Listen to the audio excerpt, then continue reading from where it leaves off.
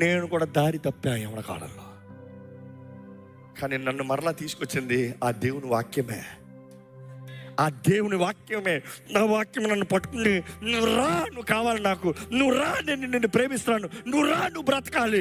3 సార్లు చచ్చిపోతాను నేను అటెంప్ట్లు చేశాను. 3వ సారి అయితే మరీనా బీచ్ సముద్రంలోకి వెళ్ళిపోయా. చెన్నైలో ఈత రాదు, చచ్చిపోతాను వెళ్ళిపోయా.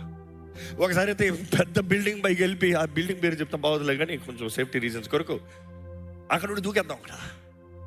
దాని తర్వాత అక్కడ కాదంటే ఇందులోకి వెళ్ళి లిటరల్గా చచ్చిపోదామన్న పరిస్థితుల్లో కొన్నిసార్లు దేవుడిని మనం ఎప్పుడు చూడలే కదా, కానీ ఎప్పుడు దేవుడు తన సేవకుల ద్వారంగా మనకి కనబడతాడంట.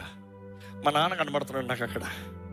రే వద్దురా, రే వద్దురా, చచ్చిపోతామన్న పరిస్థితుల్లో ఆ దోషముతో, ఆ భారముతో, ఆ గిల్ట్, నేను ఇంకా బాగుపడలేను, నేను ఇంకా బ్రతకలేను, నా కుటుంబానికి నేను అవమానము, మా నాన్న సేవకు నేను సిగ్గు, నేను చచ్చిపోయి అడ్రస్ రాకుండా పోతున్నా బెటరు.